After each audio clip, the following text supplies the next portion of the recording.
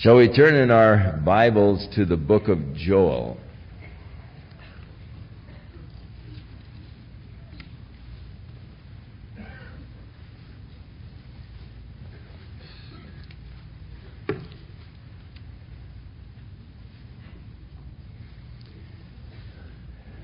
Joel is a prophet of which we have no light of his background except what he gives to us. He is the son of Pethuel, but who Pethuel is we don't know, so it really doesn't help us that much. Joel was a prophet to Judah, that is the southern kingdom. He probably was familiar with Elijah and no doubt was well acquainted with Elisha, because the time of his prophecy pretty much corresponds to the time that Elisha was prophesying to Israel, the northern kingdom. Joel was prophesying in Judah, the southern kingdom. And in those days, they did have schools for the prophets, where the prophets would gather together in these schools. Elisha conducted a school for the prophets, and so Joel was no doubt acquainted with Elisha. But of his background, nothing is really known. Now in chapter 1, he speaks of a plague of locusts. And in the text, we read the palmer worm, the locust, the canker worm, and the caterpillar. Actually, these words have been translated from the Hebrew words, and rather than being different insects, in the Hebrew, all of them relate to the different aspects of the locust in its developing stages. When it is first born, eating the small little things, and then as it grows and develops, finally consuming everything that is in the land. So, they had probably had one of the terrible plagues of locusts that in history oftentimes afflicted that land. And after this terrible affliction of the locust, Joel speaks, and he takes and likens it unto the coming judgment of God that will be coming upon the land. So in chapter 1, there is a immediate reference to an experience of desolation that the land has just experienced as the result of this plague of locusts. There are spiritual analogies that are made to it, and then he uses that as the springboard to go in to tell of the desolation that is going to come to the land in the last days, as there will be armies that will be coming, covering the earth like locusts cover the earth, and just desolating the land. So this is the word of the Lord that came to Joel, the son of Pethuel. Hear this, ye old men, and give ear, all ye inhabitants of the land. Hath this been in your days, or even in the days of your fathers? Do you ever remember anything quite like this? You ever remember such a desolation? Tell to your children of it, and let your children tell their children, and their children another generation. Now, in those days, of course, most of the history was passed by word of mouth. As the fathers would relate to their children, and then the grandfathers would relate to their grandchildren, And then the grandchildren would say, well, my grandfather told me, and thus the oral traditions and the oral history that was passed down. And much of the history was preserved through this oral tradition as they would pass from one generation to another the knowledge of the things that had transpired. Now, it was the purpose of God that there be the transmission of knowledge within the families. Oftentimes, there were things that were established as memorials, the feast that God had ordered. All of them were for the purpose of remembering their history, to remember the work of God. And so the Feast of Tabernacles, they were reminded of how their forefathers were preserved through the 40 years of wandering in the wilderness. So they would build these little booths and move out of their houses into these little makeshift lean-tos next to their house. And as they were building them, of course, the children would participate. They would go out and gather the palm branches and come dragging the palm branch with their dad. And, Daddy, what are we doing with this, palm branch? Why are we making this little house here? And, of course, the kids would always be excited about making a house to move into. You know how children are on things like that. But the father would say, well, there was a time when our forefathers first were coming to the land. As they came out of Egypt, they spent 40 years out in the wilderness, but the whole time they were in the wilderness, God fed them, God cared for them, God watched over them, and it gave the fathers a chance to talk to their children about how God had so moved in the history of those people. The Passover, the same thing. And even at the Passover, they developed the traditional question. The child would say, Daddy, what makes this night different from all other nights? And then the father rehearses the history of their deliverance out of Egypt. And the purpose was to transmit the faith and the trust in God from one generation to another generation. And God looked at the home as the place for the transmitting of this information down the line.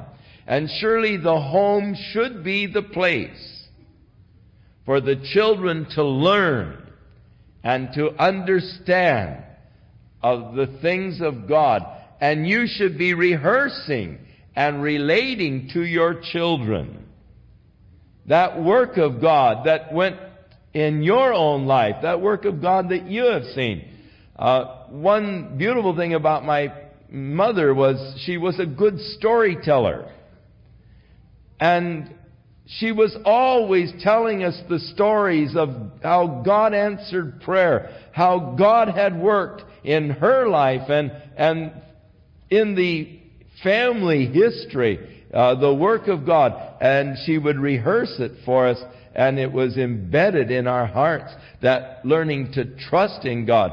If we were sick, then she'd tell us of how God had healed us in the time past. When I, had a terrible fever, and my brother had asthma, and things of this nature. And she'd rehearse to us the work of God in the past, and thus it is implanted in the heart and in the mind of the child, and then, of course, they carry on. So I rehearse to my children many of the stories that my mother rehearsed to me of the work of God in our own family in times past. When the children of Israel came through the Jordan River, God stopped the Jordan River at flood season, and they were able to pass over the Jordan River without getting wet, without going into the water, for God stopped the flow of the Jordan River in the flood season. Now, as they came through, they had men from each of the tribes take stones from the bottom of the Jordan River and put a pile of stones on the bank of the river. When they came up out of the river, they laid up this pile of stones. And the purpose was, in the future, as you're coming with your children, you're walking along this way, and they see this strange pile of stones. And your children say, "Daddy, what is that pile of stones there?" Then the daddies had the opportunity to tell their children how God had worked a miracle in bringing them into the land. For the Jordan River that they saw then flowing by was stopped, and the people came through on dry land because God stopped the flow to bring them into the land. And they were able to rehearse for their children the things of God. And it is God's purpose that this transmitting of knowledge, the knowledge of Him, should be within the family from generation to generation. So it is our obligation to transmit it to the next generation, and it then becomes their obligation to transmit it to the next generation, and on down the line, this oral tradition and the transmitting of knowledge within the families. Unfortunately, with the advent of radio, much of this transmission was lost. And in my days, the kids were listening to Lux Radio Theater and Gangbusters and all of these radio serials, Little Orphan Annie and Jack Armstrong, the All-American Boy. And the tradition of conversation began to suffer with the advent of radio. And of course, TV almost has devastated the tradition of oral transmission of knowledge.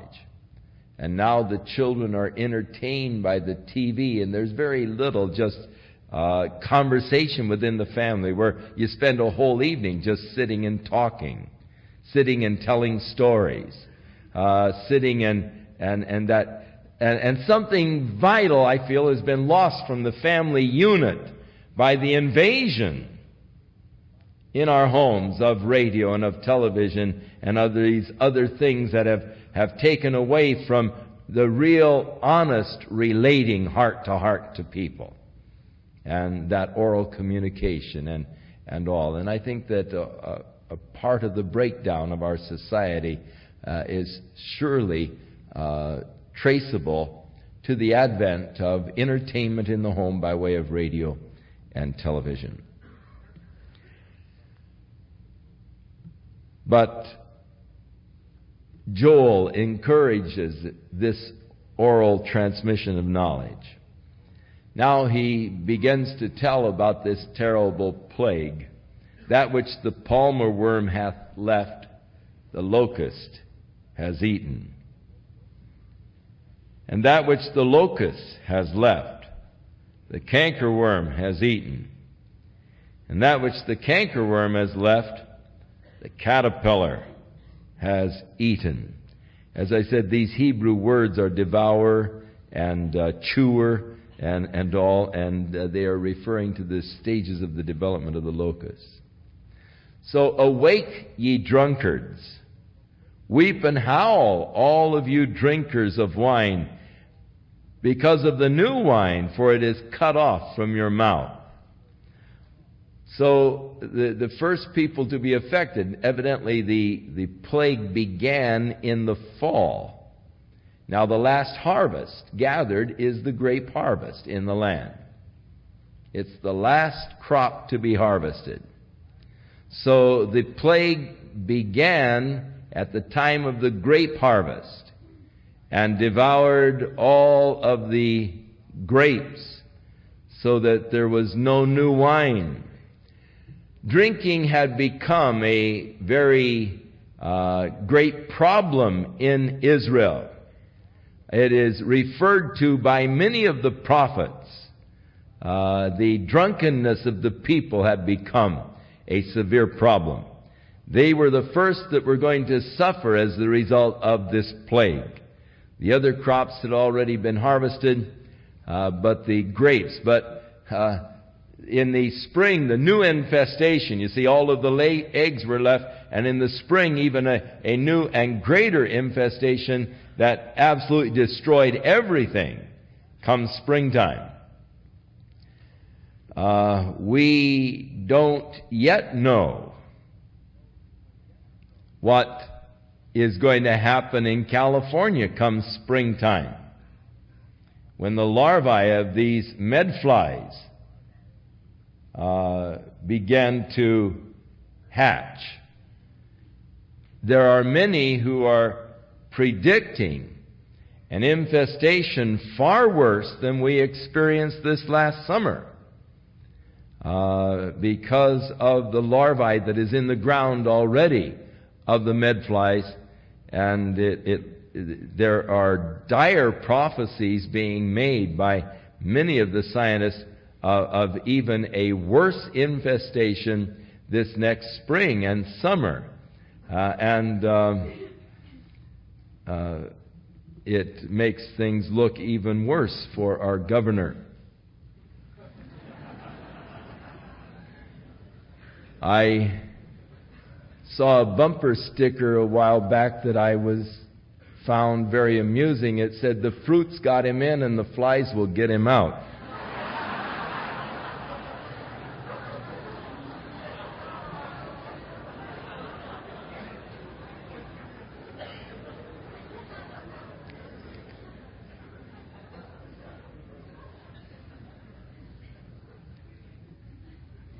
Now the Lord immediately likens this plague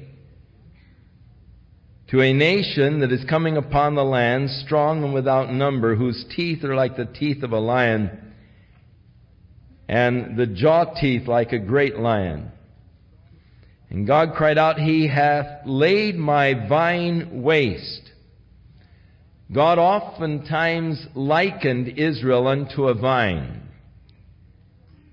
Isaiah, the 6th chapter, a whole chapter devoted to God's vineyard, the vine that He planted, hedged it about, put a winepress in and all, and how it failed to bring forth fruit. Jesus said, "I am the vine, ye are the branches. Every branch in me that bringeth forth fruit." And so this likeness of God's people to the vine. But there is also a likeness of Israel to the fig tree. And in the prophecy of Hosea, he likens them to the first ripe of the fig tree in the 9th chapter, the 10th verse. In the book of Jeremiah, God likens Israel to a basket of figs so rotten that they're good for nothing. They have to be thrown out. Here again, God cries, "They have barked my fig tree." I believe that when Jesus, in talking to His disciples about the end times and the signs of His return, when He said to them, "Now learn a parable of the fig tree," that He is making reference to the nation of Israel, which God has likened unto a fig tree. And thus I believe that that parable that Jesus made of the fig tree has tremendous significance in this day in which we live, as He said that the sign of the budding of the fig tree would be one of the final signs of the nearness of His return, happening within the generation that sees it bud. So that the birth of the nation Israel is surely a remarkable sign that we need to be watching, that signals the nearness of the Lord's return. They've barked my fig tree, that is, they've eaten the bark. They've made it clean bare. The branches thereof are made white. All of the bark has been chewed off, and of course just that white underbranch is visible. Lament like a virgin that is girded with sackcloth for the husband of her youth. that is, the old maid who never got married. She is lamenting over her plight. The meal offerings and the drink offerings are cut out from the house of the Lord, and the priest and the Lord's ministers do mourn. Now, the meal offering was where you brought the fine flour, which of course came from the wheat, but the locusts have devoured the wheat fields, so there's no flour to bring an offering unto the Lord. There's no wine to bring an offering to the Lord from the vine. So the priests are to mourn. The field is wasted. The land mourns, for the corn is wasted. The new wine is dried up. The oil languisheth. Be ye ashamed, O ye husbandmen, you farmers actually. Howl, you vine dressers, for the wheat and for the barley, because the harvest of the field has perished. The vine is dried up, the fig tree languishes, the pomegranate tree, the palm tree also, the apple tree, even all of the trees of the field are withered, because joy is withered away from the sons of man.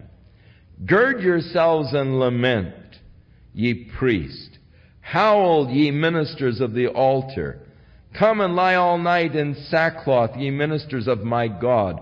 For the meal offering and the drink offering is withheld from the house of your God. Sanctify ye a fast. Call a solemn assembly. Gather the elders and all the inhabitants of the land into the house of the Lord your God, and cry unto the Lord. And so they are calling for a fast among the people, crying out unto God for help from this great calamity that has befallen them. Alas for the day of the Lord is at hand, and as a destruction from the Almighty shall it come. So he takes that plague, and now he moves prophetically to another day in which the land is to be devastated through the judgment of God. The great day of the Lord and the day of God's judgment. Alas for the day of the Lord is at hand, and as the destruction from the Almighty it shall come. There is coming God's judgment upon the earth, known in the Scripture as the time of the indignation of God in the Old Testament, or in the New Testament, it's called the time of great tribulation.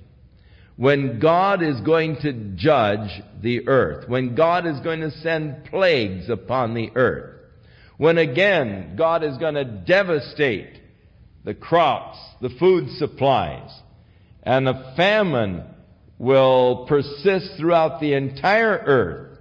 The book of Revelation describes the black horse of the famine, the scales, and a measure of wheat, or that is about a quart of wheat for a day's wage. A man will work all day and his pay will be half a pound of flour for a whole day's wage. And so the terrible devastation that is coming from the Lord. Now, that is something that you need to note. This great tribulation as destruction from the Almighty. There are people who have confused the whole prophetic issue, as they have made the church Israel, and thus they placed the church on the earth during the Great Tribulation. And they use such scriptures as Jesus warning his disciples that they would have tribulation. But there is a vast difference between the tribulation that we experience as God's people and the great tribulation that is coming upon the earth. The basic difference is the origin. The tribulation that you experience as a child of God has its origin in your enemy, Satan. He is the one that brings tribulation upon you in your endeavor to serve the Lord. The great tribulation that is coming comes direct from God. Now, that I am attacked by the enemy, I can well understand. I can accept. But I thank God that even in those attacks from the enemy, I have the power and the strength of the Holy Spirit within me, so that I can overcome through the power of the Spirit within me. However, I cannot accept that God would attack me. Inasmuch as He is my Father, He loves me, I love Him, and there is therefore now no condemnation to those that are in Christ Jesus. So the fact that the great tribulation emanates from God precludes the church being a part of the great tribulation period. It comes as destruction from the Almighty. Is not the meat cut off before our eyes? Yes, joy and gladness from the house of our God. The seed has rotted under the clods. The garners are laid desolate. The barns are broken down, for the corn is withered. How do the beasts groan? The herds of cattle are perplexed, because they have no pasture. Yea, the flocks of sheep are made desolate. O Lord, to Thee will I cry, for the fire hath devoured the pastures of the wilderness, and the flame hath burned all of the trees of the field. The beasts of the field cry also unto Thee, for the rivers of waters are dried up, and the fire hath devoured the pastures of the wilderness. And so we see a land in a very desolate condition. No pasture for the cattle. No crops. They've been destroyed. Now he uses this as the springboard, and he begins to speak now of a yet future day of devastation that is coming from armies that are to invade the land. And in this second chapter, as he describes this invading army, it is interesting to notice the description that he gives, because it is not much of a stretch of the imagination for us to see that he is describing modern warfare. The things that he described were things that were totally unknown and unheard of in his day. But yet they are things that are common in modern warfare.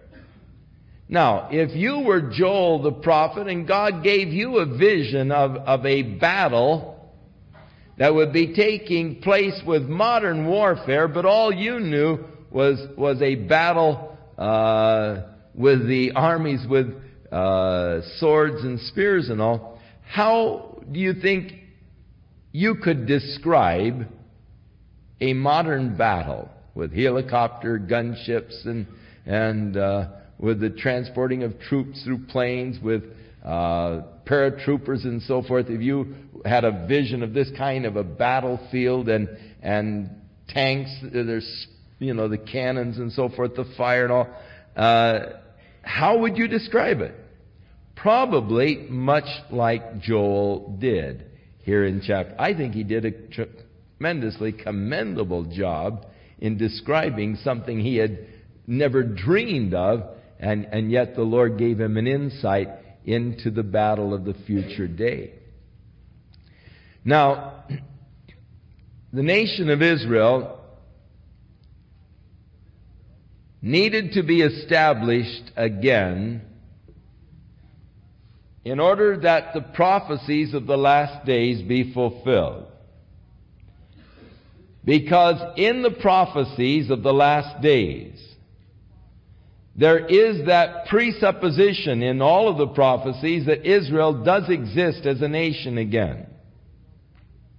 In fact, not only existing as a nation, but their worship is to be reinstituted.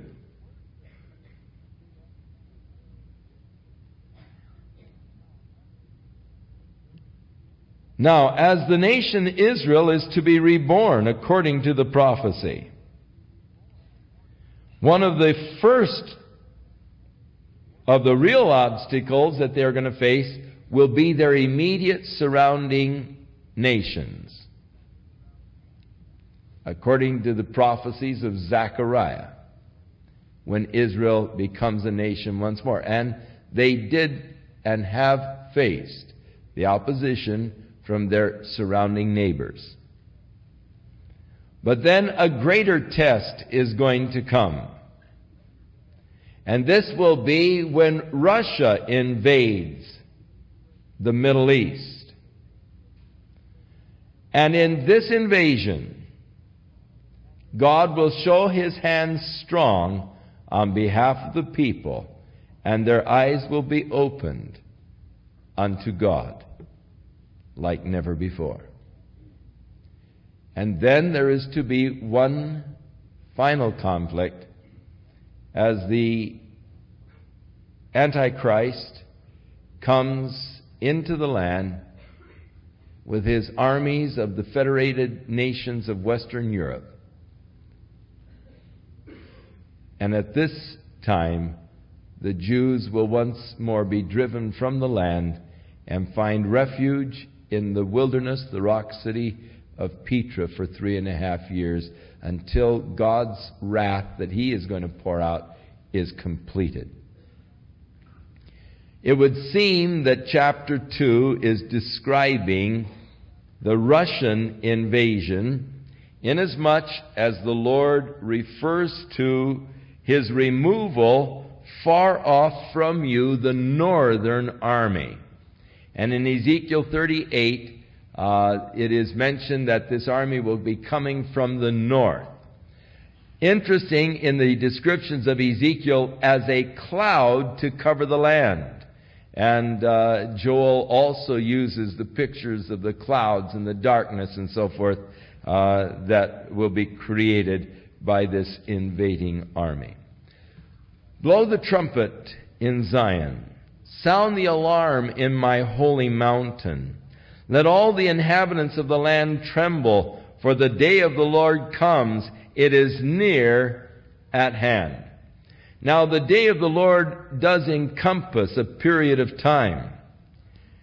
The great judgment that God is going to bring upon the earth is known as the day of the Lord, the day of His fierce anger. The day that God establishes the new kingdom of righteousness through the reign of Jesus Christ is also known as the day of the Lord. The day that the Lord gathers the nations for judgment is known as the day of the Lord. So it encompasses the period of these last days. So the day of the Lord is near. A day of darkness and of gloominess. So this is not the day of the triumphant reign of Christ. That will be following the day of darkness and gloom. A day of clouds and of thick darkness, as the morning spread upon the mountains, a great people and a strong. There hath not ever been the like, neither shall there be any more after it, even to the years of many generations. A great army like has never been assembled in the history of man. Russia today has some 80,000 tanks ready for battle. Never in the history of man has so much armament been created. Over 80,000 tanks. And as he goes on to describe the invasion, Surely tanks are involved. A fire devours before them. Behind them a flame burns. The land is like the Garden of Eden before them, and behind them a desolate wilderness. Yea, nothing shall escape them. Now, when the Jews came back to the land, one of the marvelous things that they did was take this land that had been like a barren wilderness, and they began to develop the land of Israel from an agricultural standpoint. Beautiful farmlands, beautiful orchards, beautiful avocado groves, mile after mile stretching out of beautiful land like the Garden of Eden, and the hillsides, which were too rocky to cultivate, they planted with trees, and millions upon millions of trees have been planted in the land. So the barren hillsides are now a beautiful forest. And with the planting of all of these trees, they've been able to effect a change of the weather patterns. And they've been able to increase the rainfall. The annual rainfall in the land has been increased dramatically because of the extra humidity that has been put in the air through all of the trees that have been planted, the forests that have been planted. And their whole project of taking this land that was barren wilderness and planting it and developing it is really a marvel to everyone who visits. They have developed marvelous new innovations in agriculture as far as irrigation and all. The drip system of irrigation and the sprinkling systems and all. They really just have proved to be fantastic farmers. They've transformed the land, and you'll hear the statement quite often, they have made the land like the Garden of Eden. And it is true. And here the prophecy said, the land before them is as a Garden of Eden. You could not have said that 50 years ago. For 50 years ago, the land was still, the valley of Megiddo was still a swamp. The Hula Valley was all swamp. Beersheba was all barren desert and wilderness. The Sharon Plains were just beginning, actually, at the turn of the centuries when they started developing in the Sharon Plains. They bought the swampland. And then they began to create new ditches and all to drain the swampland, and then planted eucalyptus trees because they drink so much water out of the ground. And then they began to plant the orange orchards and all. And now it's a veritable Garden of Eden, through their careful planning and wise development of the land. But the fact that he refers to the land before them like the Garden of Eden, hey, that took the present day. That didn't happen until Israel became a nation and really began then to bring the Jordan water down to the wilderness areas for their irrigation and turning the land into a Garden of Eden. But behind this invading army, it's like a desolate wilderness. War is such a horrible thing, the devastation that it brings. The Jews have taken a desolate wilderness and made it a Garden of Eden, but these invaders are coming to take the Garden of Eden and again turn it into a desolate wilderness. Nothing shall escape them. Now he describes the appearance of this invading army. And listen, this is to me quite interesting. The appearance of them is as the appearance of horses, and as horsemen so they run. Like the noise of chariots, on the tops of the mountains shall they leap. Like the noise of a flame of fire that devours the stubble, as a strong people that are set in battle array. Before their face the people shall be much pained, and all faces will gather blackness. They will run like mighty men. They will climb the wall like men of war. They shall march every one in his way, and they shall not break rank. Neither shall one thrust another. They shall walk every one in his path, and when they fall upon the sword, they'll not be wounded. They shall run to and fro in the city, and shall run upon the wall. They shall climb upon the houses. They shall enter into the windows like a thief. The earth shall quake before them. The heavens shall tremble. The sun and the moon shall be dark, and the stars shall withdraw their shining. So he describes this awesome invading army that is coming to desolate the land. But in verse 11, there is another army. And the Lord shall utter his voice before his army. For his camp is very great, for he is strong that executes his word. For the day of the Lord is great and very awesome. Who can abide it? And so he speaks of the Lord's army in contrast. Now, the Lord is going to stop the Russians. In Ezekiel chapter 38, God declares that when Russia and her allied nations invade Israel, that God's fury is going to arise in his face, and he is going to turn them back. The Battle of Armageddon, which people are much more familiar with than this battle of Russia when it invades the Middle East. The Battle of Armageddon will pit the forces of the Western world against the forces of the Eastern world, primarily China and Russia, pitted against the forces of the Western world in the Battle of Armageddon. But here, as this invading army has come, the Lord speaks of repelling it with his army, his mighty host.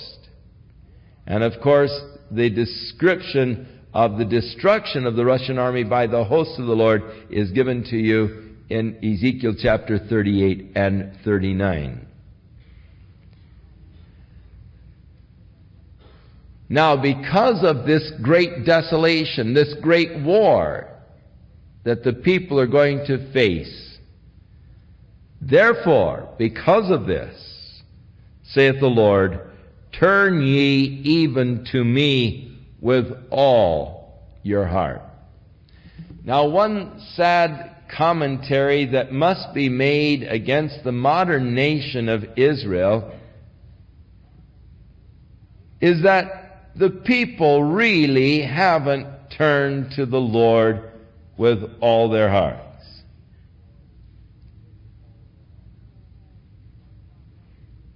The people are not really very religious. It is estimated that less than 10% of the Jews that are in the land are really religious at all. And we have observed this while we were there. Now, they do observe religious observances, that is, the Sabbath day. But so many of the Jews that we've conversed with in Israel claim to be atheists. But though they claim to be atheists, they keep Sabbath and they keep kosher, as far as they will not eat dairy products with meat products. And they're almost insulted when people do. A lot of times when we are over there, people unknowingly ask for a glass of milk when we've had a dinner with meat. And they are polite, but they let you know you can't have any milk when you've had meat. And they keep this kosher kind of law, yet they really don't know why. many of them that we've talked to who said they were atheists, we said, well, why don't you eat bacon? Why don't you eat a ham sandwich? Well, or ham and cheese. Oh, man.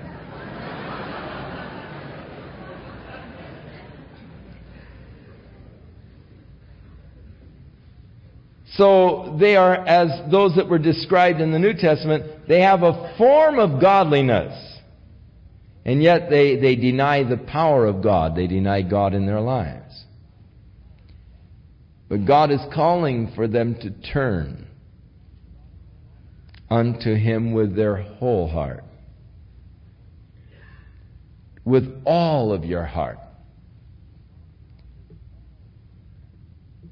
Problem with many people is that they turn to God in a half-hearted way. And this, you might say, is true in Israel. People have turned to God in a half-hearted way. Turn to me, God said, with all your heart. With fasting, weeping, and mourning. That speaks of a real desperation before God. It is sad that many times God has to bring us into desperate straits before we really seek Him. There have been only a few times in my life when I was really desperate before God. But I will testify to you, each time I was really desperate before God, God met me in a very dramatic way.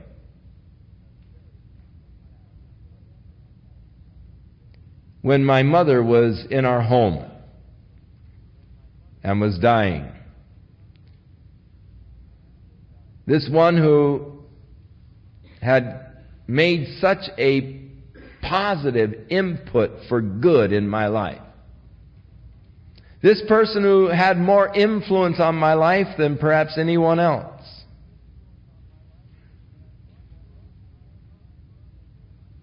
one who I loved so deeply, appreciated so much, and yet I knew I was losing her. And as she was suffering, in pain almost constantly, one morning as I went into the room, I just became so desperate before God as I saw her in this condition, that I kneeled there at the foot of her bed and just cried out to God with my whole being. And God met me in such a dramatic way as the Lord came and stood right beside me and began to talk to me about myself and about my mother. And even in that same time, He laid His hand upon her and touched her.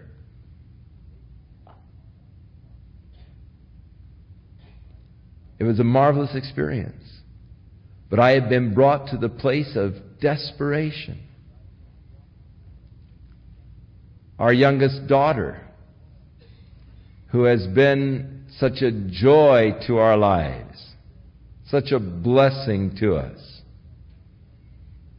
I don't know, there's something about that, you've had your family and then you have another one years later. There's something that's sort of special. You're older, you're more mature, you're able to enjoy them more. You're not so nervous and all, and they just are such a sunshine and a light. And she was to us. Such a pretty little child. So vibrant, so full of life. And as I held her in my arms all night long, her body racked with fever, and she was so sick, so listless. My heart was so desperate before God. I cried out unto God with my whole heart. She went into a convulsion. I really thought this was it. But I had said, Lord, you know that this little daughter is just the joy of life. She means so much to us. We love her so deeply. But Lord, if you want her, and if it's your purpose to take her, that's your business. Lord, we give her to you. Her life is yours. And she went into that convulsion. And I thought, well, this is it. We called the doctor. We bundled her up. And we started to rush up to the doctor. And on the way, the Lord healed her. By the time we got to the doctor, she was perfectly well. Her little bubbly, bright, cheerful self again. The doctor looked at her and said, there's nothing wrong with her.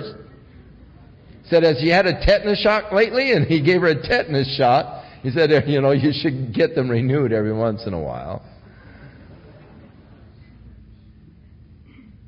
But it was that desperation of seeking God. And God has never failed to come through when I really sought Him with all my heart. But it isn't often that I get in such a desperate strait.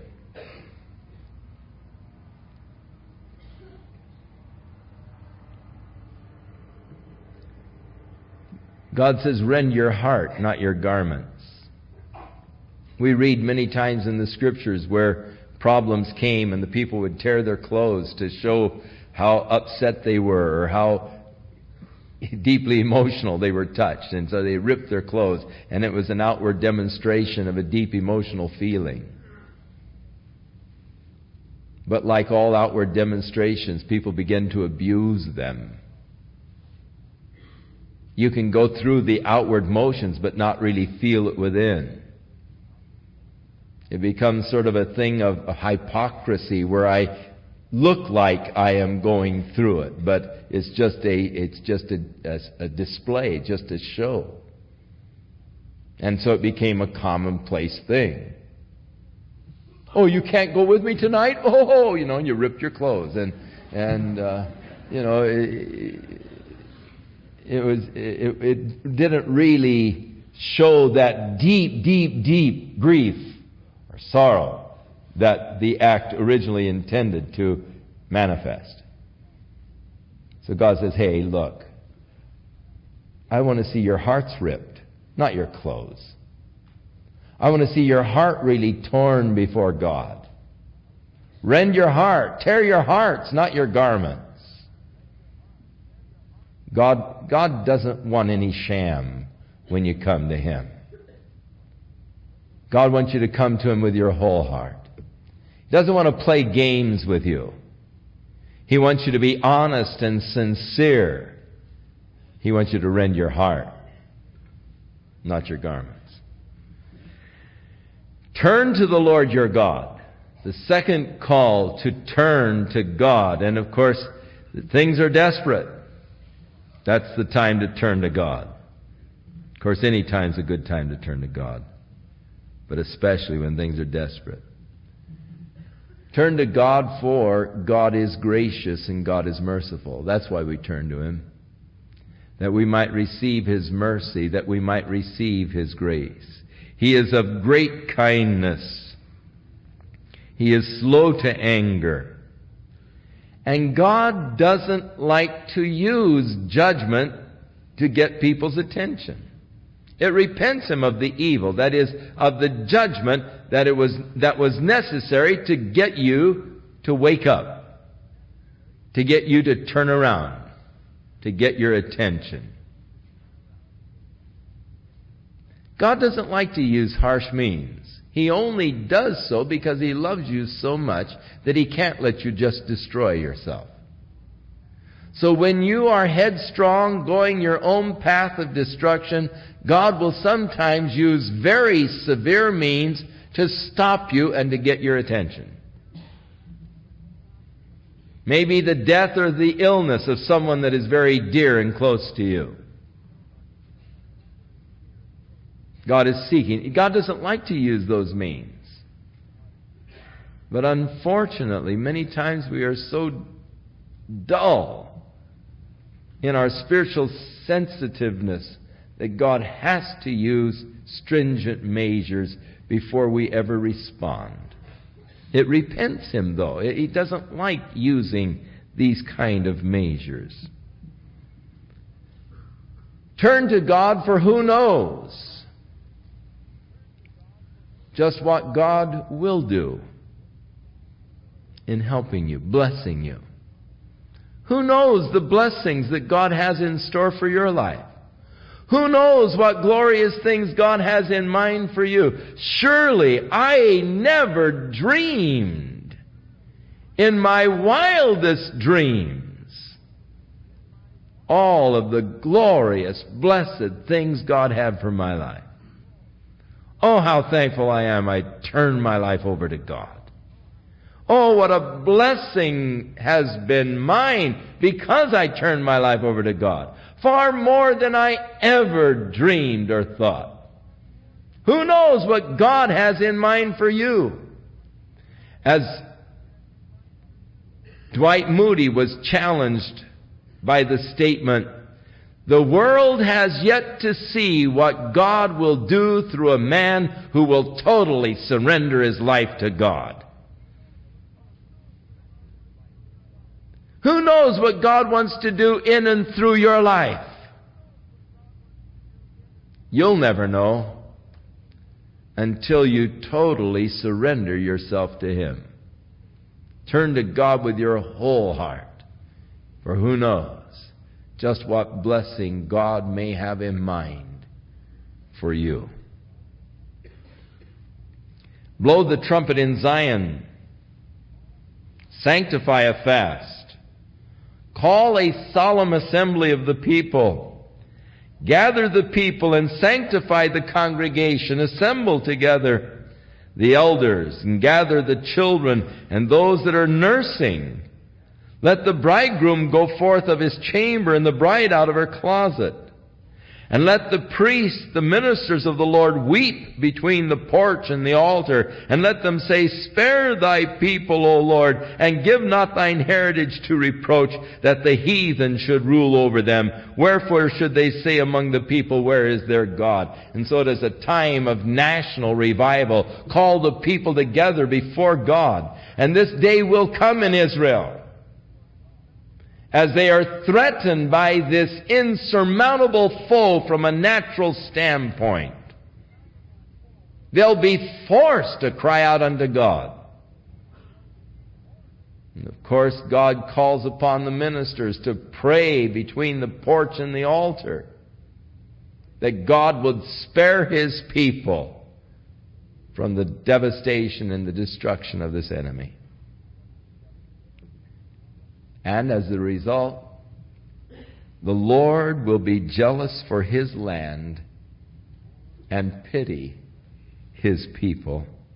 Yes, the Lord will answer and say unto His people, "Behold, I will send you corn and wine and oil, and you will be satisfied therewith.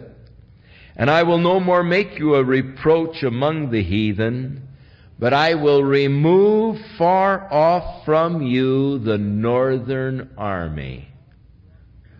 And I will drive him into a land that is barren and desolate, and with his face toward the east sea, and the hinder part towards the utmost sea. And his smell shall come up, and his ill savor shall come up, because he hath done great things. Fear not, O land, be glad and rejoice, for the Lord will do great things."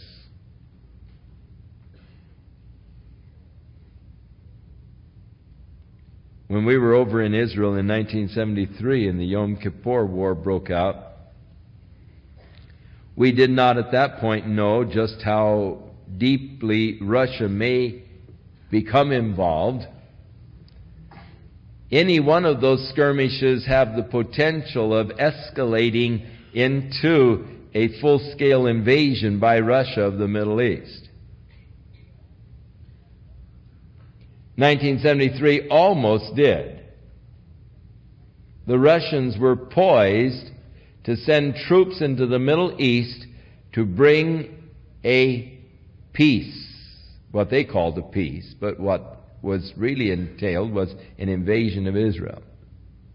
They were planning that in 1973 when President Nixon called for a worldwide alert of all of our armed forces, and Russia turned back. When we were there in Israel, I felt just as safe as a child in its crib, because I knew that God was going to protect the land. I didn't know about the United States. I sort of felt sorry for you here at home. There may be some stray nuclear weapons sent this direction, but God is going to protect the people, the land, when Russia invades. People say, oh, aren't you afraid to go over there with all the turmoil? I feel safer there than I do walking the streets here. God's watching over that land. God's going to take care of them. Be not afraid. Fear not, O land. Be glad and rejoice, for the Lord will do great things. Be not afraid, ye beasts of the field, for the pastures of the wilderness do spring, for the tree bears her fruit, and the fig tree and the vine do yield their strength. Be glad then, ye children of Zion, and rejoice in the Lord your God, for he hath given you the former rain moderately, and he will cause to come down for you the rain, the former rain and the latter rain in the first month. Now, the interesting thing is that one thing that has happened in Israel is the return of what they call the former and the latter rains. They begin to get their first rain sometime in October, late October, November. And now they are beginning to get good heavy rains in the springtime. And it is causing the land to just produce so abundantly all of the rain that they are now giving. And God promised that he would restore again the former rain and the latter rain, something that the land did not have for over 2,000 years, but now again is experiencing each year. Tell me that God's word isn't true. Tell me that God doesn't know what he's talking about. The evidence is the nation of Israel. All of the evidence anybody would ever need. The floor shall be full of wheat. The vats shall overflow with wine and oil. And I will restore to you the years that the locust has eaten, the cankerworm, the caterpillar, the palmer worm, my great army which I sent among you. God's promise of the restoration of the years that were destroyed when they were away from God. You know, this is what the prophet was saying. God is gracious. God is merciful. It's tragic what we do with our lives. I think one of the saddest things in the world is wasted potential. I see young people with such tremendous potential. Good minds, good personalities, talented. And I see them just wasting their lives, doing such foolish things, doing things that for years they will suffer the consequences. And I think of the wasted potential, and I think that that's one of the greatest tragedies of our day, are the lives, the wasted potential of lives. Today when we got home from church, we looked out the window, and in the schoolyard behind us we saw these young boys on their bicycles. Little boys, 10, 11 years old. And they looked up and they saw my wife looking at them out the window, and so they sort of ducked aside because they had just struck a match, and Kay said, "Those little kids are getting ready to smoke marijuana." And sure enough, in a moment, the old smell, came in the window, and so I went down and I said to the kids, "Hey, don't appreciate that around here." But I looked at these little kids and I thought, oh, how sad, how tragic that on a Sunday afternoon these little tiny boys have nothing better to do than to get a joint and get loaded. What a waste of life. I've seen just too many people with altered personalities and diminished capacities as a result of smoking marijuana. To think that here they are starting so young in a pattern that can just diminish their entire future, the capacity for the future. Don't tell me it isn't habit forming. I've met too many who can't quit. Don't tell me it doesn't alter the personality. I've met too many altered personalities. I've observed too many people who they are not aware that their personality is altered. But it's obvious to anyone standing apart and looking at them. They still think they're cool. They still think that they're handling things. They still think that everything is all right. But they have an altered personality. Very observable to someone on the outside. And I think of wasted potential, wasted life. How tragic it is. But then, the glorious gospel that we have. God restores to a person those wasted years. That's so beautiful. Therein is the grace of God. I look at so many of the young men who are in the ministry today who began that path of wasted lives. I think of Mike McIntosh down there in San Diego. When Mike first came, he was so spaced out. He had so destroyed his brain with acid and speed that I wondered if Mike would ever be normal. He went around for over 6 months in a paranoid state. He thought that someone was holding a .45 and pulling the trigger, and he heard the sound of the explosion of the gun for 6 months. So spacey. And I wondered, will Mike ever recover? And I saw a handsome young man. And I thought, oh, what a wasted life. Clever young man. Personable young man, but destroyed himself. But then we saw the work of God, and we saw God begin to restore those wasted years. His wife had left him, figured that he was just down the path and no value, no good, and it was all over for Mike as far as she was concerned, and she was right. And she took the little child and left him rather than trying to hang on any longer, and couldn't stand to see him destroy himself. But God restored his wife. Gave him, now he's got 5 children, I think.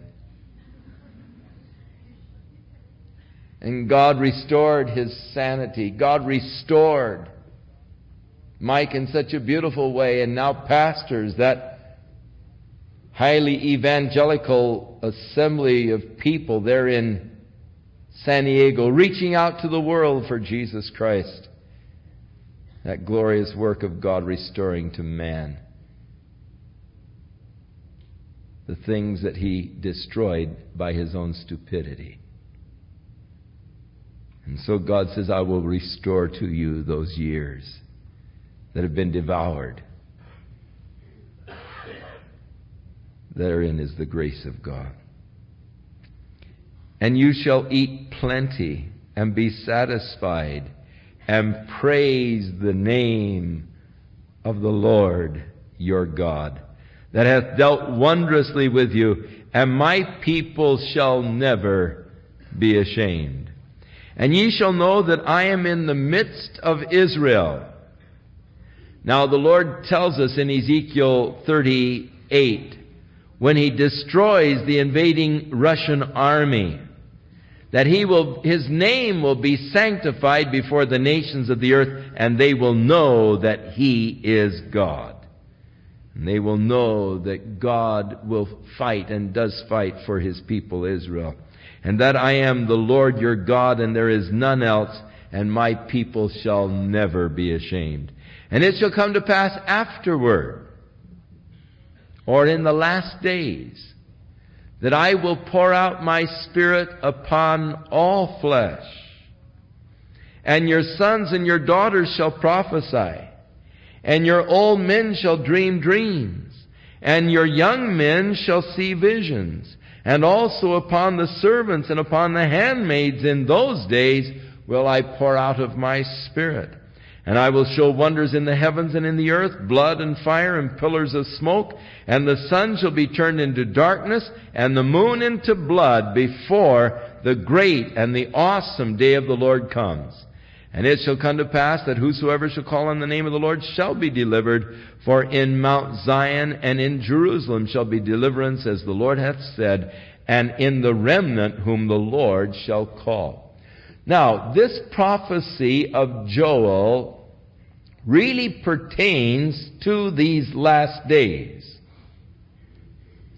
It has often been misunderstood, because Peter, when on the day of Pentecost and the Spirit was poured out upon the gathered church, and there was the accompanying signs of the pillars of fire, the speaking in other languages, and a noise like a mighty rushing wind, that when the people assembled and they heard these people speaking the various dialects from the nations from which they came,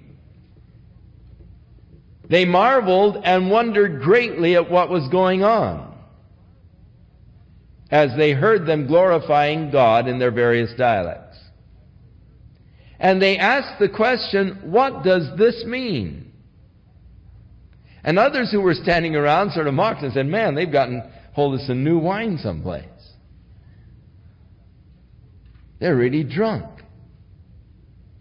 And so Peter stood up, addressing himself to the gathered multitude. He said, men and brethren, hearken unto me. Listen to me. For these men are not drunken as ye suppose. It's only 9 o'clock in the morning. It's too early to be drunk. But, you remember what their question was, what does this mean? Peter said, this is that which was spoken of by the prophet Joel, and he quotes this prophecy. Now, because Peter quoted it and declared that what they were seeing was what Joel had spoken about, people have assumed that it was the complete fulfillment of the prophecy of Joel. Not so. In fact, Peter didn't even say it was the fulfillment of the prophecy. You see, the fulfillment indicates a complete filling. It wasn't. It was just the beginning of the outpouring of God's Spirit. But the real prophecy of Joel does not pertain to the day of Pentecost, but the real prophecy of Joel pertains to the last days. It pertains to the nation of Israel when God restores to Israel His position of divine favor and blessing. And Israel will once be again the instrument of God to bring light into the world. And it shall come to pass afterward, after Israel is restored, none of them are ashamed, that God will pour out His Spirit upon all flesh. Your sons and daughters shall prophesy. Your old men shall dream dreams. Your young men shall see visions. And upon my servants and handmaidens will I pour out of my Spirit. And I will show wonders. And of course the Bible speaks of these wonders that will happen in the Great Tribulation. The wonders in the heaven. The sun darkened, the moon turned to blood. These are referred to by Jesus as a part of the period of the Great Tribulation. And these things will all happen before the great and awesome day of the Lord comes. That is the day of the glorious return of Jesus Christ in power and glory. And it shall come to pass that even in that day, during the Great Tribulation, whosoever will call upon the name of the Lord will be saved, will be delivered. For in Mount Zion and in Jerusalem shall be deliverance, as the Lord hath said, and in the remnant, God's faithful remnant, whom the Lord will call. So this is yet to be fulfilled. It is a prophecy that is yet future, and its real fulfillment is yet to take place.